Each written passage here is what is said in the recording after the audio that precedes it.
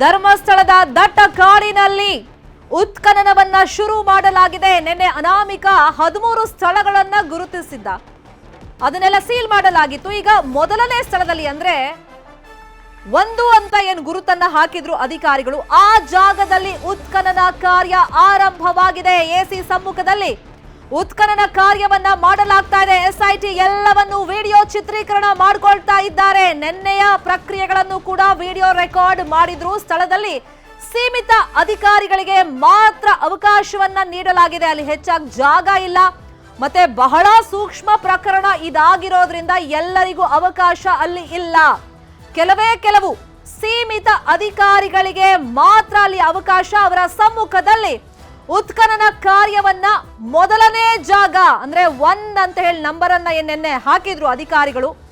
ಆ ಜಾಗದಲ್ಲಿ ಉತ್ಖನನ ಕಾರ್ಯವನ್ನ ಆರಂಭ ಮಾಡಲಾಗಿದೆ. ಸ್ಥಳೀಯ ಕಾರ್ಮಿಕರ ನೆರವಿನೊಂದಿಗೆ ಇದೀಗ ಉತ್ಖನನ ಕಾರ್ಯ ನಡೀತಾ ಇದೆ. ಮೊದಲಿಗೆ 6 ಅಡಿ ಆಳವನ್ನ ತೋಡಲಾಗುತ್ತೆ, ಅಗೆಯಲಾಗುತ್ತೆ.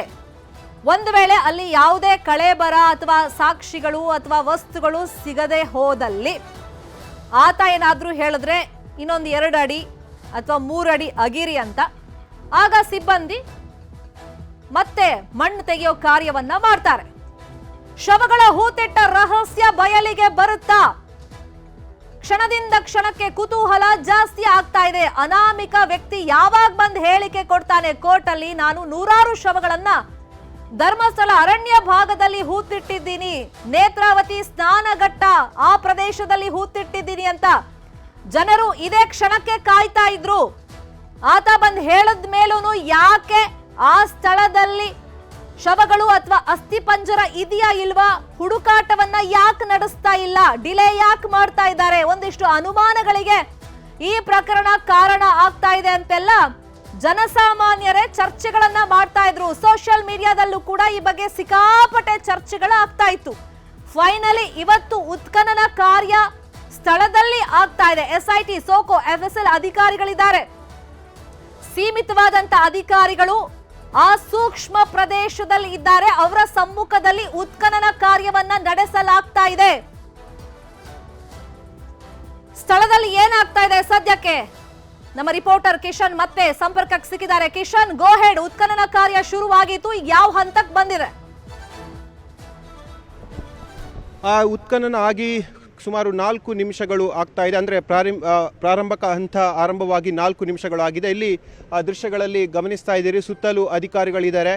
ಹೇಳಿದಂಥ ಸ್ಪಾಟನ್ನು ತೋರಿಸಿ ಈಗ ಪಿಕಾಸ್ನಲ್ಲಿ ಮಣ್ಣನ್ನು ತೆಗೆಯುವಂಥ ಪ್ರಕ್ರಿಯೆಗಳು ಸದ್ಯ ಆಗ್ತಾ ಇರುವಂಥದ್ದು. ಸುಮಾರು 12 ಮಂದಿ ಕಾರ್ಮಿಕರು ಅಂದರೆ ಅರಣ್ಯ ಇಲಾಖೆಯ ಗುತ್ತಿಗೆ ಆಳು ಕೂಲಿ ಆಳುಗಳು ಈ ಕೆಲಸವನ್ನು ಕೂಡ ಮಾಡ್ತಿದ್ದಾರೆ.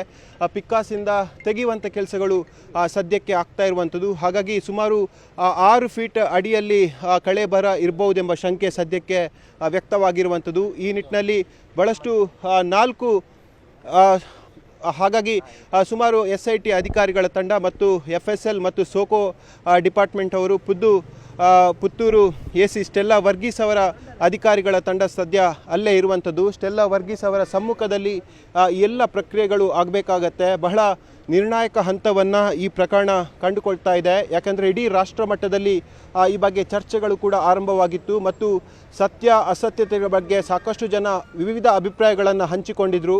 ಸರ್ಕಾರ ಎಲ್ಲರ ಒತ್ತಡಕ್ಕೆ ಮಣಿದು SITಗೆ ರಚನೆ ಮಾಡಿತ್ತು. SIT ಹಲವು ಹಂತದ ವಿಚಾರಣೆ ಬಳಿಕ ಅನಾಮಿಕ ವ್ಯಕ್ತಿಯನ್ನು ಸತತ 15 ಗಂಟೆಗಳ ಕಾಲ ವಿಚಾರಣೆ ಮಾಡಿದ ಬಳಿಕ ನಿನ್ನೆ ಸ್ಥಳ ಮಹಜರು ಪ್ರಕ್ರಿಯೆ ಇಡೀ ದಿನ ಮಾಡಿತ್ತು. ಇವತ್ತು ಉತ್ಖನನ ಕಾರ್ಯ ಆಗ್ತಾ ಇದೆ.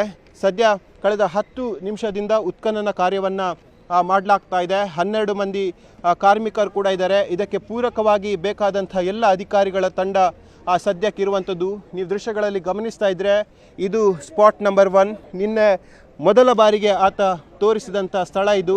ನೇತ್ರಾವತಿ ನದಿಯ ತಟದಲ್ಲೇ ಇರುವಂಥದ್ದು. ಸುಮಾರು 10-20 ಮೀಟರ್ ಕೆಳಗೆ ಹೋದರೆ ನೇತ್ರಾವತಿ ನದಿ ಹರಿತಿದ್ದಾಳೆ ಮತ್ತು ಆ ಭಾಗದಲ್ಲಿರುವಂಥ ಬಂಗ್ಲಗುಡ್ಡೆ ಎಂಬ ಕಾಡಿಗೆ ನೇತ್ರಾವತಿ ನದಿಯಿಂದ ಪ್ರವೇಶ ಮಾಡುವಂಥ ದಾರಿ ಇದು. ಹಾಗಾಗಿ ಆ ದಾರಿಯ ಮೊದಲ ಆರಂಭದ ಒಂದು 10 ಹೆಜ್ಜೆಗಳಲ್ಲೇ ಆತ SITಗೆ ನಿನ್ನೆ ಹೇಳಿದ್ದ, ಇದೇ ಭಾಗದಲ್ಲಿ ತಾನು ಹೆಣವನ್ನು ಹೂತು ಹಾಕಿದ್ದೇನೆ ಅಂತೇಳಿ. ಹಾಗಾಗಿ ಸದ್ಯ ಡಿಗ್ಗಿಂಗ್ ಪ್ರಕ್ರಿಯೆ ಆಗ್ತಾ ಇರುವಂಥದ್ದು, ಪಿಕ್ಕಾಸು ಮೂಲಕವಾಗಿ ಡಿಗ್ಗಿಂಗ್ ಕಾರ್ಯ ಆಗ್ತಾ ಇರುವಂಥದ್ದು. ಹಾಗಾಗಿ ಇನ್ನು ಸುಮಾರು 4 ಗಂಟೆಗಳ ಕಾಲ ಪ್ರೋಸೆಸ್ ಇದು ಇರಬಹುದೆಂಬ ಸದ್ಯದ ಮಾಹಿತಿ.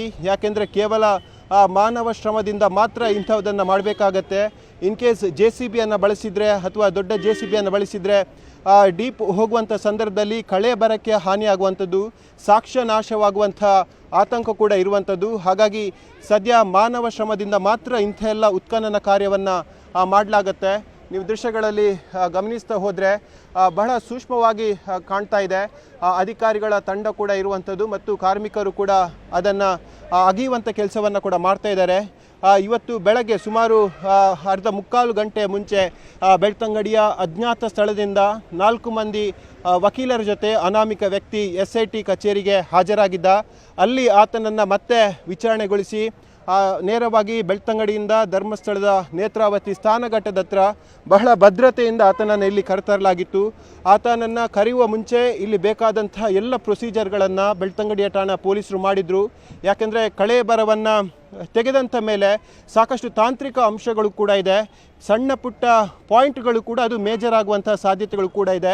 ಹಾಗಾಗಿ ಅತಿ ಸೂಕ್ಷ್ಮವಾದ ಪ್ರಕರಣವನ್ನು ಗಮನಿಸಿ ಈ ರೀತಿಯಾಗಿ ಎಲ್ಲ ಸೂಕ್ಷ್ಮ ಅಂಶಗಳನ್ನು ಇಲ್ಲಿ ಹೆಕ್ಕಿ ತೆಗೆಯಲಾಗುವಂಥದ್ದು. ಇನ್ ಕೇಸ್ ಕಳೆ ಬರಹ ಸುಮಾರು 4 ರಿಂದ 6 ಫೀಟ್ನ ಒಳಭಾಗಕ್ಕೆ ಸಿಕ್ಕರೆ ನೇರವಾಗಿ ಇಲ್ಲಿ ಮಣಿಪಾಲದ KMC ವೈದ್ಯರ ತಂಡ ಕೂಡ ಇರುವಂಥದ್ದು. KMC ವೈದ್ಯರ ತಂಡ ಕಳೆ ಬರಹದ ತಲೆ, ಕೈ, ಕಾಲು ಮತ್ತು ದೇಹದ ಕೆಲವು ಭಾಗಗಳ ಎಲುಬುಗಳ ಪೀಸನ್ನು FSLಗೆ ಕಳಿಸಲಾಗುತ್ತೆ. ಆನಂತರವಾಗಿ ಆ ಎಲುಬುಗಳ ಪೀಸನ್ನು ಪ್ಲಾಸ್ಟಿಕ್ ಕವರ್ನಲ್ಲಿ ಹಾಕಿ ನೋಟ್ ಮಾಡಲಾಗತ್ತೆ. ಇದು ಹೆಡ್, ಇದು ಕಾಲಿನ ಭಾಗ, ಇದು ಕೈಯ ಭಾಗ ಅಥವಾ ದೇಹದ ಬೇರೆ ಬೇರೆ ಭಾಗಗಳಂತ ಹೇಳಿ ಅದನ್ನು ನೋಟ್ ಮಾಡಿ ಕವರಲ್ಲಿ ಹಾಕಿ FSLಗೆ ಕೊಡಲಾಗತ್ತೆ. ಆ ಬಳಿಕವಾಗಿ ಪೂರ್ತಿಯಾಗಿ ಆ ಕಳೆ ಬರವನ್ನು ಹೊರಗೆ ತೆಗೆಯುವಂಥ ಪ್ರಕ್ರಿಯೆ ಆಗುತ್ತೆ. ಆ ಬಳಿಕ DNA ಟೆಸ್ಟ್ ಆಗುವಂಥದ್ದು.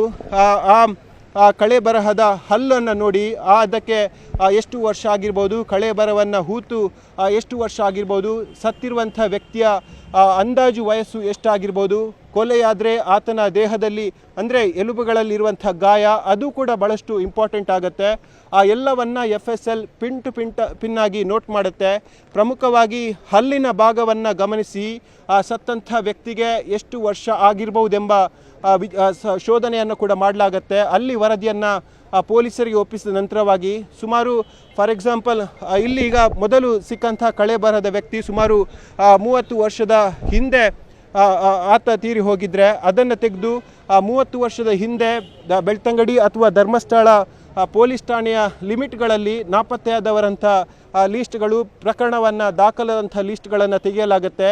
ಅಲ್ಲಿ ಅವರ ಸಂಬಂಧಿಕರನ್ನು ಕರೆಸಿ ಎಲುಬು ಮತ್ತು ಆ ಸಂಬಂಧಿಕರ DNA ಟೆಸ್ಟನ್ನು ಮ್ಯಾಚ್ ಮಾಡಲಾಗತ್ತೆ. In case DNA test match ಆದಂಥ ಸಂದರ್ಭದಲ್ಲಿ ಪ್ರಕರಣ ಮತ್ತೆ ಜೀವವನ್ನು ಪಡೆಯುತ್ತೆ. In case DNA test match ಆಗದೇ ಇರುವಂಥ ಸಂದರ್ಭದಲ್ಲಿ ಆ ಪ್ರಕರಣ ಮತ್ತೆ ದಾಖಲೆ ಪುಟಗಳಿಗೆ ಸೇರುತ್ತೆ. ಹಾಗಾಗಿ ಇಂಥ ಹಂತವಾದ ಪ್ರೊಸೀಜರ್ ಇರುವಂಥದ್ದು. ಬಹಳ ಸುದೀರ್ಘವಾದ ಸಮಯವನ್ನು ಇಂಥ FSL ವರದಿಗಳು ತೆಗೆದುಕೊಂಡರೂ ಕೂಡ ಸರ್ಕಾರ ಒಂದು ಆದೇಶ ಕೊಟ್ಟಿರುವಂಥದ್ದು SIT ಟೀಮ್ಗೆ 90 ದಿನಗಳ ಒಳಗಾಗಿ ಸರ್ಕಾರಕ್ಕೆ ವರದಿಯನ್ನು ಒಪ್ಪಿಸಬೇಕು ಅಂಥೇಳಿ. ಹಾಗಾಗಿ ಬಹಳ ಕ್ಷಿಪ್ರಗತಿಯಲ್ಲಿ ಈ ತನಿಖೆಯನ್ನು SIT ಮಾಡ್ತಾ ಇದೆ. ಅದಕ್ಕೆ ಪೂರಕವಾಗಿ ವೈದ್ಯರ ತಂಡ ಆಗಿರ್ಬೋದು, ಫಾರೆನ್ಸಿಕ್ಸ್ ತಂಡ ಆಗಿರ್ಬೋದು, ಸೋಕೋ ತಂಡ ಆಗಿರ್ಬೋದು, ಹೀಗೆ ಹಂತವಾಗಿ ಯಾವ ಅಧಿಕಾರಿಗಳ ತಂಡ ಇರಬೇಕು ಅಂಥೇಳಿ SIT ಪ್ರಮುಖರು ನಿರ್ಧಾರ ಮಾಡಿದ್ದಾರೆ. ಆ ಪ್ರಕಾರವಾಗಿ ಇಲ್ಲಿ ಈಗ ಕಾರ್ಯಾಚರಣೆ ಆಗ್ತಾ ಇರುವಂಥದ್ದು. ಶರ್ಮಿತಾ, ಸ್ಥಳದಲ್ಲಿ ಏನಾಗ್ತಿದೆ ಅಂತ ಕುತೂಹಲ ವೀಕ್ಷಕರಿಗೂ ಇದ್ದೇ ಇರುತ್ತೆ. ಒಂದು ಸಣ್ಣ ಬ್ರೇಕ್ ತಗೊಂಡು ವಾಪಸ್ ಬರ್ತೀನಿ. Kishan, please be online. ಈಗೊಂದು ಬ್ರೇಕ್.